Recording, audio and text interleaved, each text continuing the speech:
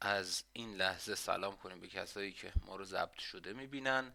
ما در لایو هستیم توی گوگل میت و اینجوری هستیم توی لایو.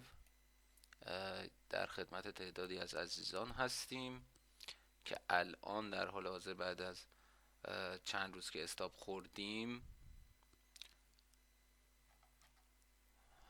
17 نفر از عزیزان پیشمون هستن دور همیم. ببینیم که امروز چی کار میکنیم. اوپن وال استریت تا لحظات دیگه استارت میخوره و ما کارمون یه 10 دقیقه یه رو بعدش شروع میشه. هیجان وال استریت بخوابه و بعد شروع بکنیم ببینیم که چی میشه دیگه. خودم پوزیشن شخصی و اینا رو همین ستا کار میکنم. سمت چپ چارت داو جونز رو میبینیم، وسط طلا و سمت راست یورو دلار رو. ریسکمون امروز 1%، بالانس یک کوچولو تو مثبته، یعنی منفی نیست صرفا و صفر تقریبا دیگه، یک کوچولو تو مثبته. توضیحی که بدم قبلش توی لایو داشتم به رفقا میگفتم که هدف از لایو رو یادتون نره. این ادعایی ندارم که میام پراپ پاس میکنم و برداشت میلیاردی میکنم و اینا، نه اینطوری نیست. هدف اینه که رفتار درست معامله گری رو ببینید. صرفا روان، بحث روان رو دارم که چی کار بکنیم موقعی که پوزیشن باز داریم، موقعی که ستاپ میده بهمون حتی خلاف احساسمونه. اینجور چیزا رو فقط ببینید. یه پوزیشن یورو دلار خودم شخصا دارم که تیپیشو بخوام به شما بگم، اگر نزنه الان استاپشو، تیپیش تقریبا اینجا هاست. حالا شاید هم یه ذره برم باش بالاتر ولی فعلا تو سود هست.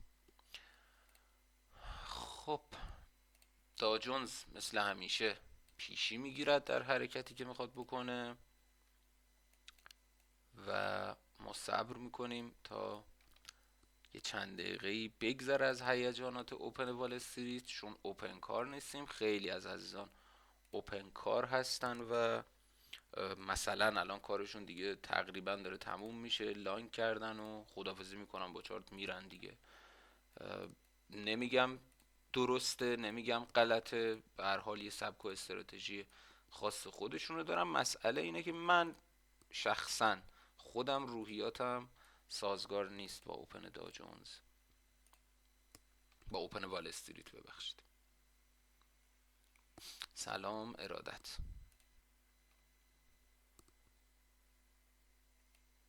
خب ما تعداد اون مقداری بیشتر شد، در خدمت 19 نفر از عزیزان هستیم. توی فکر کنم امروز روز نهممون باشه اگر اشتباه نکنم، روز نهم لایف تریده. بیشترین جمعیتی که داشتیم 35 6 37 نفر بوده که تو لایف بودن، مخصوصا اون 3 روز اولی که خیلی رفتیم تو سود و استارت کار سود ده بودیم. خیلی از عزیزان تشریف می آوردن دیگه. بعدش دیدن که او یارو از 4.38 تا مثلا 68 صدام اومده پایین، پس این کاره نیست و رفتن دیگه. احتمالا میدونم برداشت اینجوریه ولی میتونم بگم که خیلی اهمیتی برام نداره، چون همون ابتدای ویدیوها توضیح دادم که هدف چیه. آقا محمد سایتی سراغ دارید قشنگ روش بشه بک تست گرفت، وین ریت هم اعلام کنه، ترجیحاً رایگان. صاف فور افیکس اکسپرت برای متا تریدر 4، چون رایگان گفتی دانلود میکنی دیتاشو از این ور اون ور و خیلی کانالا میذارن، رایگان هم هست.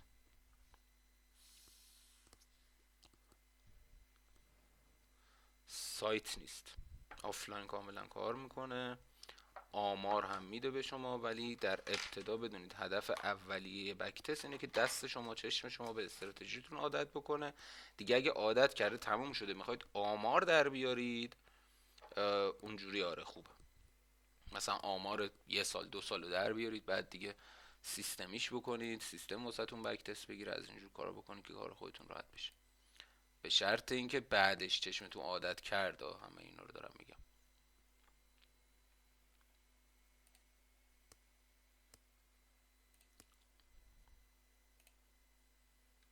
خب این یورو دلاره یورو دلاره بره بالا این تارگت ما رو بده من ببندمش، مثل دیروز پریروز نشه که تا ریوارد 8 طلا اومد و بعد من رهاش کردم نتونستم، آخر تریل کردم 3.5 بستم، اونجوری نشه.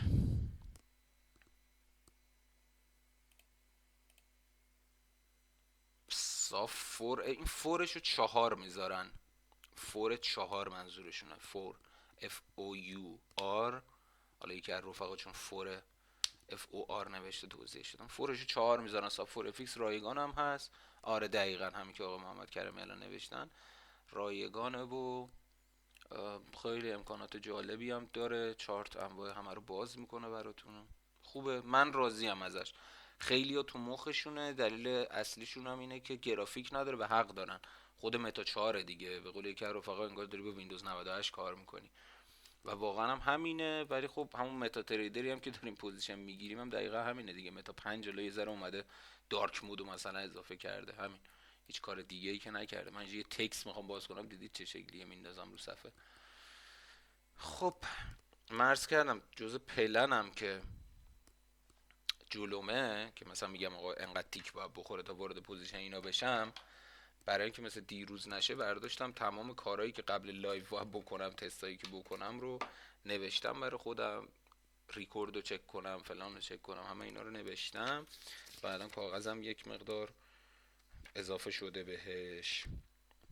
خب بریم روی چارت، در مورد چارتمون صحبت بکنیم. حرکت داجونز تو اوپن وال استریت به سمت بالا بود، طلا همینطور، یورو دلار ای بابا امروز من یورو دلار رو خیلی سوتی میدم، یورو دلار هم همینطور، هر ستاشون به سمت بالا حرکت کردن. چیزی هول و هوش 6 دقیقه از اوپن وال استریت میگذره و هنوز هیچ کدوم از این سه عزیزی که روی چارت میبینید برای من تیک اولیه هم نخوردن.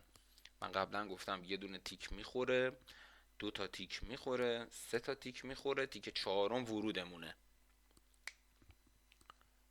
ریسکمون 1% طبق جدول ریسکمون که فکر کنم تو یکی از لایو کامل توضیح دادم، الان میخوام همجوری شفاهی بگم دیگه ننویسم روی چارت و اینا، اینطوری که از که نه کلا تا مثبت 3% بالانس من 1% ریسک میکنم، از 3% تا 5% 1.5% ریسک میکنم، 5 به بالا 2%. ولی برای پاس کردن چالش اینو با خودتون ببینید که میتونید پیادش بکنید، روانتون اوکی یا نه، چون مثلا میرسی بالای 5 باید 2% ریسک بکنی، یه ذره روانتون رو به هم نریزه.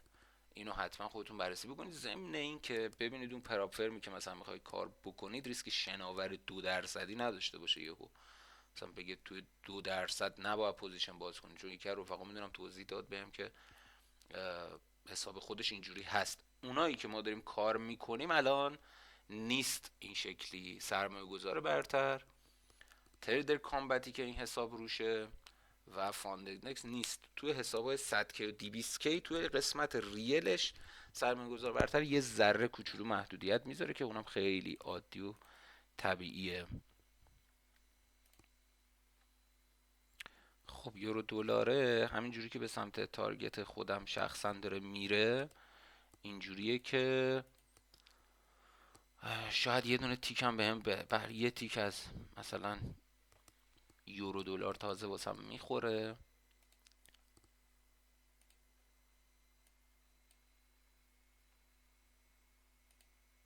من اینکه تایم فرمو دارم عوض میکنم برای پوزیشن خودمه خدایشو بگم، که ببینم تیپی باش برم بالاتر یا نه. ولی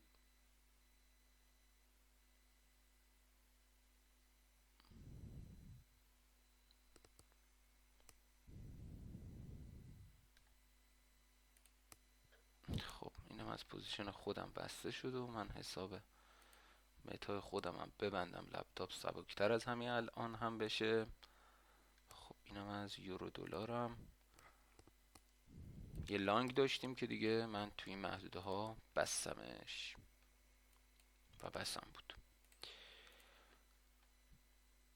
روی چارت چه خبر؟ هیچ خبر فعلا. یورو دلار فقط یه دونه تیک داده، حالا شد 2 تا تیک که باید ببینیم تیک سومش رو میخوره یا نه. 2 تا تیک روی یورو دلار من دارم الان در حال حاضر این علامت تیک ما داشتیم یه زمانی، یادمه. اینو روشن کنم مثلا شما هم در جریان باشید. یادمه یه چیزایی داشت، ارو داره.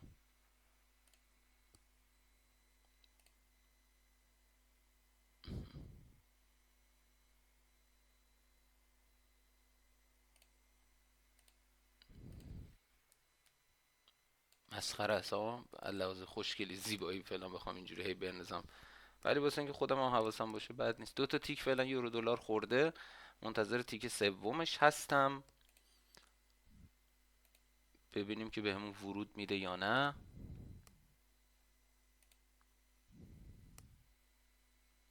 یورو دلار از صبح داره همینجوری، یورو میگم این بعد انقدر لوره هم پشتم داره میزنه. یورو دلار از صبح همینجوری رو داره به سمت بالا حرکت میکنه و فکر میکنم اگر اینجاها گیر و گرفتی نداشته باشه، به سمت پایین حرکت نکنه، میتونه تا مثلا 175 هم بره بالا. آره تا 175 هم بره بالا. الان چند؟ الان 173 و 81. فکر میکنم تا اون موقع بتونه بره بالا، به شرطی که اینجا اصلاح و ریزش و فلان و داستان خاصی نداشته باشه. اینکه یه ذره بیاد پایین و کاری ندارم. طلا و داجونز فعلا هیچی. یورو دلار ما دیروز اولین پوزیشنمون بود که روش گرفتیم، تا ریوارد دوش هم رفت. ریوارد دو مبلغی بود البته، اما من خودم نبستمش، حواسم هم بهش نبود و استاپش خورد.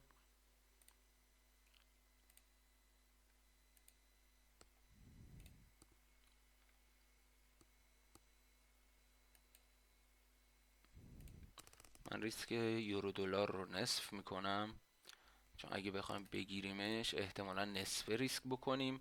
حالا هنوز که اون تیک سوم رو به من نداده.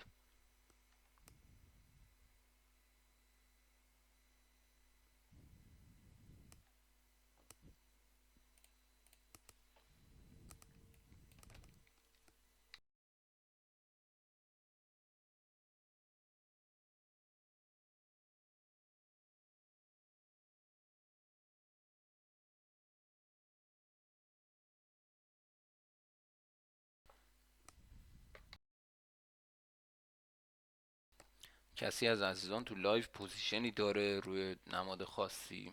رو همین سه تا نماد اگر هست بفرمایید، مخصوصا اوپن کارا، یا کسی از قبل اگر داره اعلام بکنه تو چت.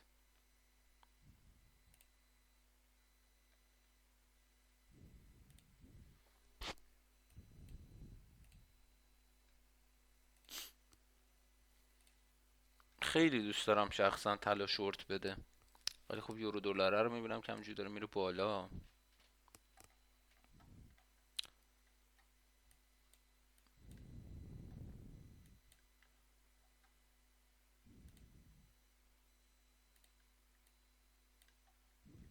از صبحم تقریبا شبیه هم بودن، تقریبا. نمیدونم ببینیم چی میشه.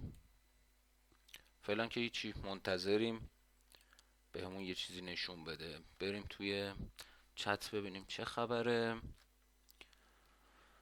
یکی از عزیزان فرمودن که خیر یورو داشتم تیپی خورد، نوش جونتون. یکی دیگه از عزیزان فرمودن که سلام، از قبل یورو با حجم کم بایی دارم. خب قطعا تو سودی شما هم، نوش جونت. من یه استاپ خوردم داجونز، فکر میکنم شما اوپن کار بودین دیگه.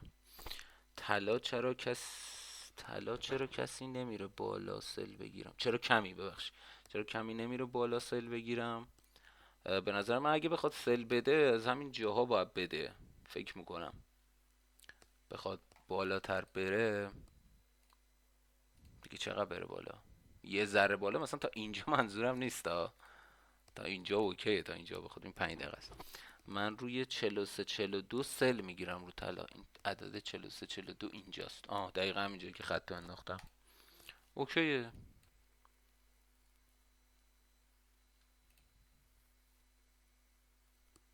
چون نمیدونم استراتژی هر شخص چه جوریه، نه نظری میدم نه چیزی میگم، الکی ذهن شما رو به هم نریزم. و دوستانم توی لایف هستن یه موقع اگر کسی معکوس اون یکی پوزیشن داره، لطفا ذهن هم دیگر بیرون به هم نریزید اصلا.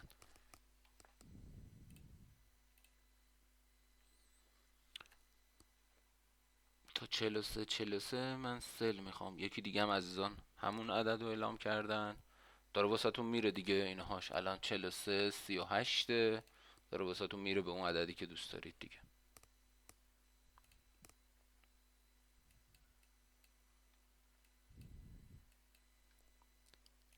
ولی متاسفانه برعکس نظر خودم و نظر شماها، طلا داره به هم یه تیک واسم خورده برای پوزیشن شورت دیگه. سه تا پرچی بگه من انجامش میدم دیگه. اینا چجوری بزرگ میشن؟ خیلی کوچیک.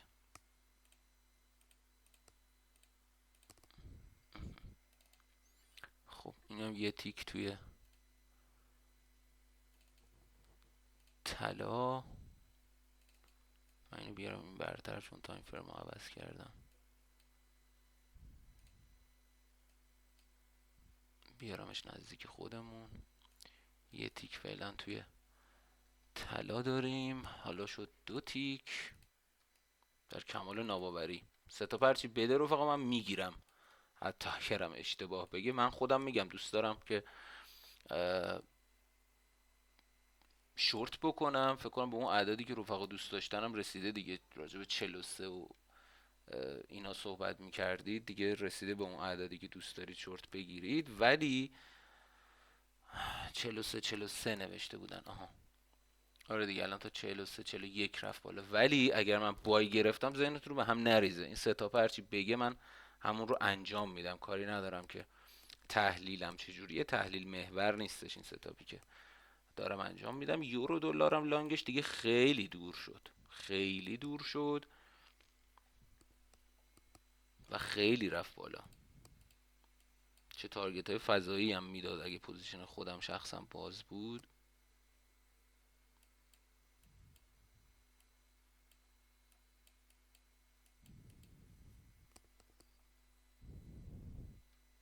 یه عددی برای یورو دلار اعلام کردم یادم نیست، 175 بود فکر کنم. داره میرسه بهش دیگه.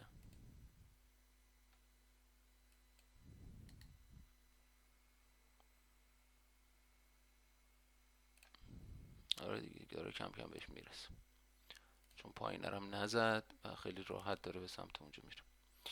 خب دو تا تیک یورو دلار دارم، دو تا تیک طلا دارم. هیچ کدوم هنوز سه تیک نشده.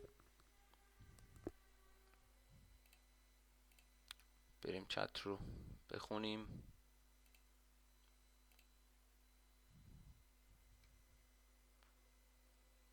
این شادوه باز اینجا تفاوت بروکر هست. بذارید من یه بروکر دیگه هم ببینم. طلا کوتاه بلنده دیگه، یه جا بلنده یه جا کوتاه. منی که تاییدیام لحظه ای هست چجوری زود حجم رو وارد کنم و وارد شم؟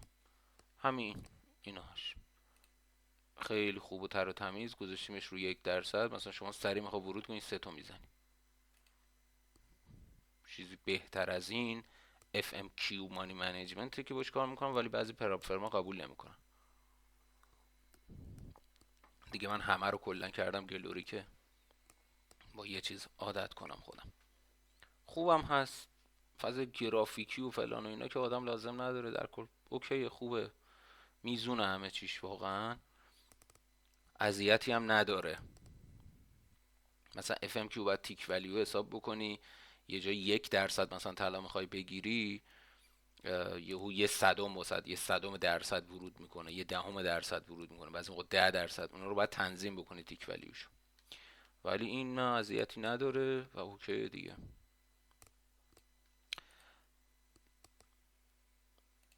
طلا رو اگر 4 تا تیک بشود لانگش میکنیم. الان 3 تیک است. ولی چیز خاصی هنوز تاییدیه خواسته رو نشون نداده. این تاییدیه رو الان رفیقمون که پرسید، آقای ارشیا که پرسیدی، همین الان نگاه بکنید دیگه، تاییدیه ما لحظه ایه. مثلا میگیم آقا بالای خط صورتی، اگه تو لایو ما رو دنبال کرده باشیم، بالای خط صورتی بسته شد لانگ، تا بسته میشه ما این دکمه ست رو میزنیم دیگه. نکن الان ست کردم روی چارت، لانگ آماده کردم، تا تموم شه این ست رو میزنم و مثلا ورود میکنم. پرسیدن که تو تایم 4 ساعته به نظرتون یورو امکانش هست که 180 رو تاچ کنه؟ تا 175 رو خیالم راحته دیگه، اون عددشو گفتم، بعدشون نمیدونم واقعا. 180 میشه کجا؟ احتمالا این بالا رو میگین دیگه. نمیدونم، نمیدونم حقیقت. بریم برای خط صورتی طلا که اگر داد میشه چهارمین تیکش دیگه. 40 ثانیه مونده. خط صورتی معروفش میشود اینجا.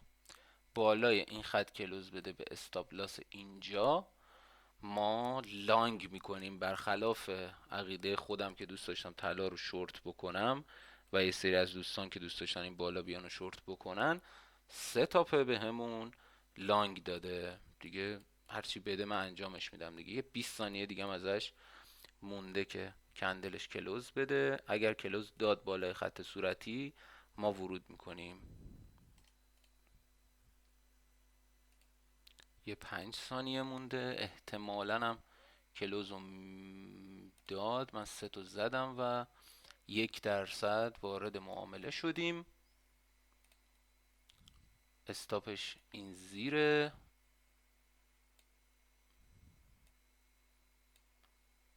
ریواردش هم تنظیم کنیم دور هم دیگه. اینجا میشه ریوارد دوش 197 میده. اوکی. آره. تا مثلا 43 48 دوستان سلر اگر بره دیگه، سل نداره بکنم. استاپو خیلی چسبوندم، اسپرت نزنه.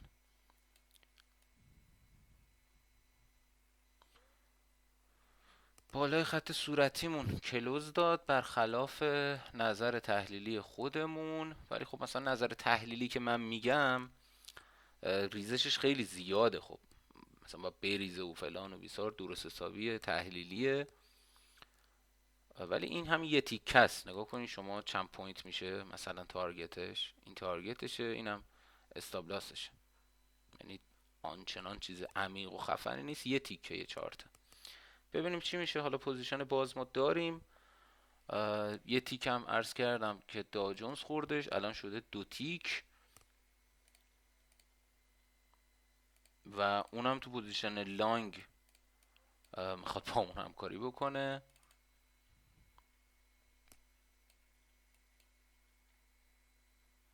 دو تیکش حتی شد 3 تیک. ببینیم تیک چهارم رو میده به همون یا نه. یه 19-20 ثانیه دیگه. چتا رو من بخونم تا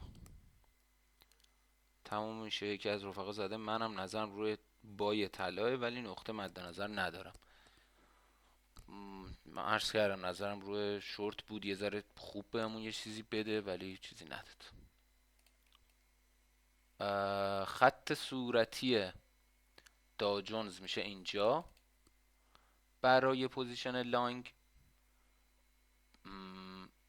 2 تا پوزیشن همزمان. نمیدونم حقیقتا چیکار کنم. اولین بار تو لایو داریم میخوریم بهش فکر میکنم. ولی بالا این کلوز بده ما میتوانیم به استاپ اینجا لانگ بکنیم طلا رو. فعلا ببخشید داو جونز رو فعلا که نداده. طلا هم داره واسه خودش میره فعلا تو سود چقدره؟ 57-8 دلار. لکنت ندارم روی روله ولی امروز خیلی زدم. امروز کسی ویدیو رو ببینه میتونه بگه این یارو مثلا لکنت داره رو روله. رولت نمیتونه بگه مثلا. خط صورتی معروف بالاش کلوز داده نشد روی داو جونز. چارتیکش هم خورده برای ورود و فلان اینا. خط صورتیش فعلا اینجاست. یورو دلارم که چند دقیقه این چیه؟ 4 ساعت است. یورو دلارم که بر نگشت، همینجوری بی تربیت رفت بالا. ما پوزیشنمون رو اینجا بود که پوزیشن شخصی خودم رو بستم این حوالی، و همینجوری داره بالاترم میره، مثلا 2 برابر بیشترم سود میداد. پایینی نزد که ما لانگش بکنیم و فکر میکنم دیگه واسه امروز کاری باش نداریم. یه ذره کوچیکش بکنم، تمرکزمون بیشتر روی طلا و داو باشه. طلا پوزیشنمون بازه، داو جونز هم پوزیشن بهمون نداده.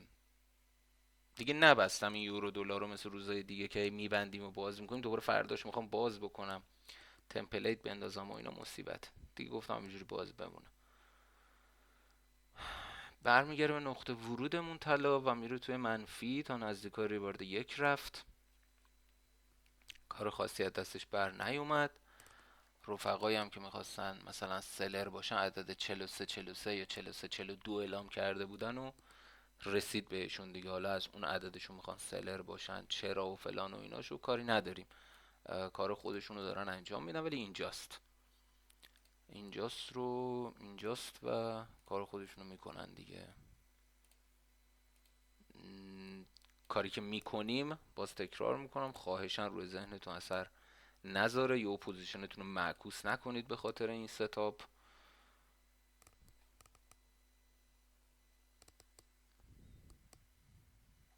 اگر کسی هم تازه تو لایو تشریف آورده عرض ادب خدمتش. ما 26 دقیقه از لایومون داره میگذره. تیک 4 رو نداد برای ورود داو جونز، خیلی شل عمل کرد ولی خب هنوز سر جاشه که بتونه ورود بده بهمون. نمیدونم بگیرم یا نه، چون ما یه دونه تیپی بگیریم میبندیم میره روز رو.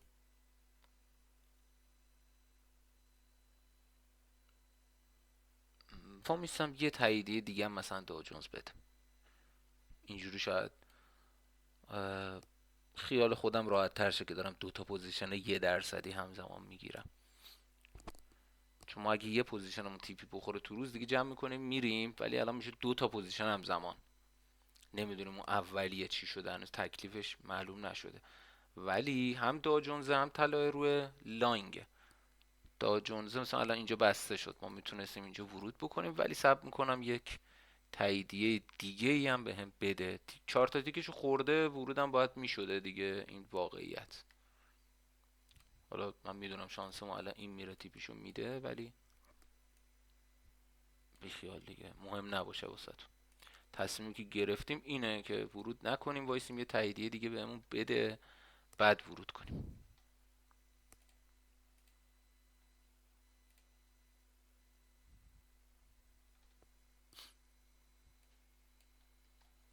لویی دوم معروف شد یا لویی دوم توی لایف هست، در خدمتش هستیم. فقط بهمون بگو که پوزیشن طلا رو گرفتی یا نه، که من بدونم مثلا اگه گرفتی استاپ میخوریم، اگه نه روزه 1 و 2 و 3 اون اولیه که رو سود بودیم تا مثبت 4 خورده ای و اینا رفتیم.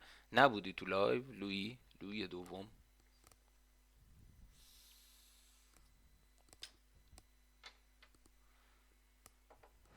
طلا خیلی حوصله‌مو داره سر میبره.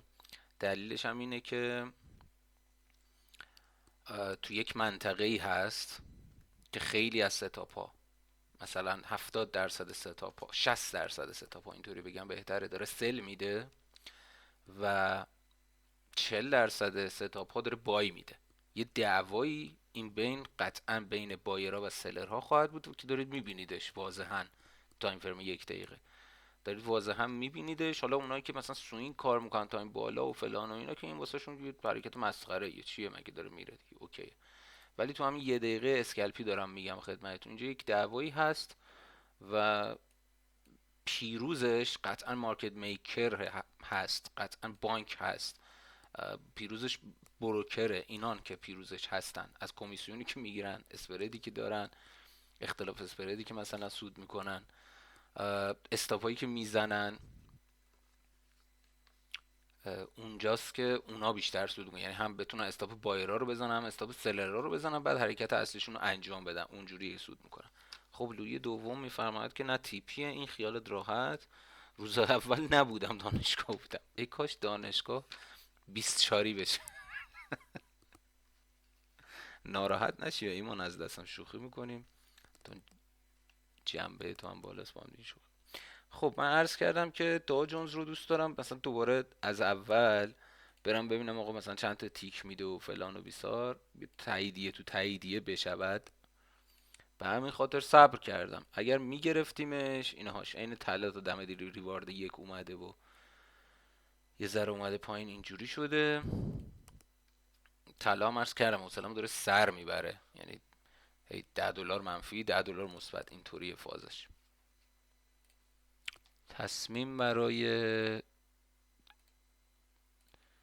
داو جونزمون اگر بخوایم بگیریم، بازم نمیدونم حقیقتا که دو تا ریسک 1% همزمان داشته باشیم یا نه، ولی اگه اینجا بسته بشود، حالا صبر بکنیم ببینیم چی میشه.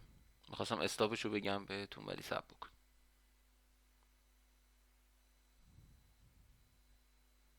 خط صورتی فعلا هیچ. یه بار خط صورتی داده اینجا کلوزش بوده، ها برگشت تو نقطه ورود، اگه میخواستیم بگیریمش الان رو نقطه ورودشه. من یه تاییدیه دیگه ازش میگیرم برای اینکه خیالم ازش راحت تر بشه، به خاطر اینکه همزمان دو پوزیشن داریم واسه این میگم. خط صورتی عزیز میشود اینجا و در صورتی که بالاش کلوز بدهد ما ورود به معامله لانگ میکنیم. استاپش جاش هنوز معلوم نیست چون داره میاد هنوز پایین. خط صورتیمون هم شاید جا به جاش حتی میتواند.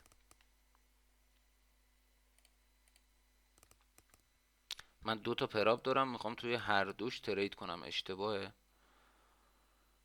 اشتباه نیست نه، ولی به این روز همیشه توی لایو قبلی هم گفتم، دیروز گفتم همیشه به این فکر کنید بدترین حالت رو برای خودتون در نظر بگیرید. به این فکر کنید که یه پوزیشن استاپ میخوره رو جفت پراپتون استاپ میخوره. نمیشه گفت درسته یا غلطه. پیشنهاد من اینه که یه پراپو دست بگیرید ببرید جلو تا یه درصدی، بعد سراغ پراپ بعدی برید. حالا نمیدونم جفتش تو چالشه یا جفتش تو ریله، من همزمان با 5 تا ریل دارم این صحبت رو میکنم، حتی از دستم دادم این وسط مسط و فلان و اینا. خودم یه گیجه ای دارم، همینطور که میبینید الان این یکی پراپی که واسه خیریه گرفتم که تو لایو داریم باش ترید میکنیم، به حساب شخصی خودم نمیرسم. این وسط اینا رو هم در نظر بگیرید. خط صورتی شد اینجا، استاپش هم اینجا و 20 ثانیه دیگه مونده از کندلش. این اولیه رو من پاک میکنم، اینو دیگه حواسم هست دیگه ولش کن. خط صورتی اینجاست و استاپش هم اینجا. اسپرد رو لحاظ بکنید، ریسکش هم همون یک واسه ما، باید بالای خط صورتی کلوز بده تا ورود بکنیم. این خط صورتی و اینا که میگفتیم اصلا بدون برنامه بوده ها. این خط صورتی کلوز داد، من لانگو زدم، فکر کنم زدم دیگه. آره. دو تا تاییدی ازش گرفتم که یه ذره خیالم راحت بشه همین.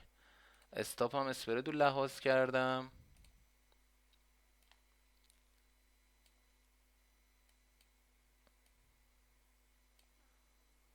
خب در حال حاضر در بدترین حالت ما 2% منفی میشیم امروز. دو تا پوزیشن باز داریم، طلا و داجونز. در بهترین حالت مثبت 4% میشیم. اون جمله که اول لایو گفتم و کلا خودم بردم زیر سوال. استاپ لاس ایشون داجونز 99 تاست. حالا تصمیم گرفته اینجور. استاپ لاس این طلاه 95 تاست.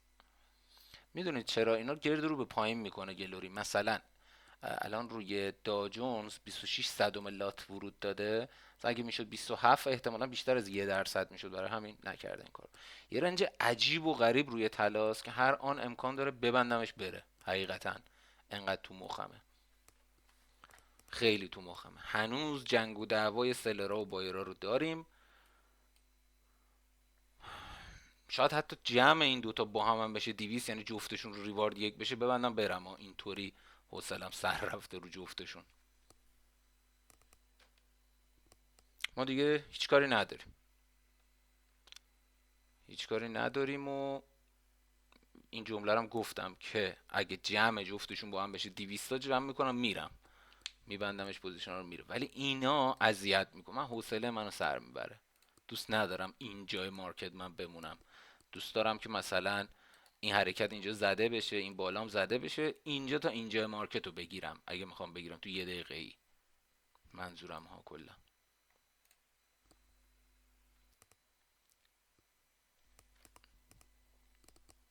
خب ما امروز یا 1.8 منفی میشویم، یا اینکه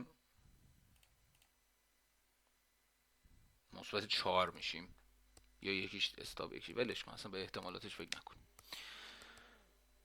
ببینیم که چی میشه دیگه، چه بلایی سرش میاد. اگه $200 رو دیدید اونجا لطفا به من بگید، من جفت پوزیشن رو ببندم بریم دیگه. لایوم ببخشید 36 دقیقه ازش گذشته، یه ذره طولانی شده، حوصله‌مون سر رفت. $200 رو دیدید تو چت بهم بگید، من اینور دارم به یه چیز دیگه ای نگاه میکنم. و یه لحظه میکروفون رو قطع کنم.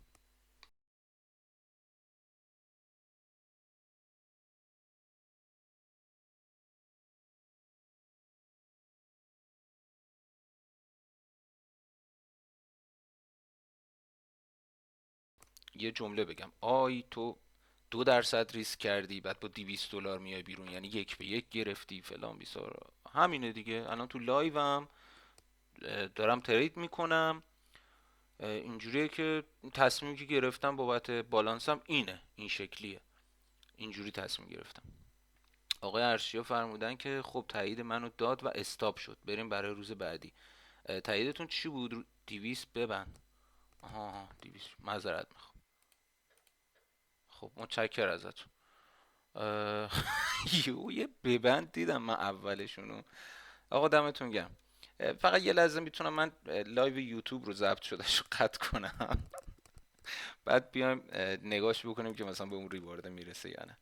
یه لحظه من آقا متشکر از کسی که ما رو ضبط شده نگاه میکنن. بالانس 248.20 سود امروز بود، بالانس شد 2.71 مخلصیم.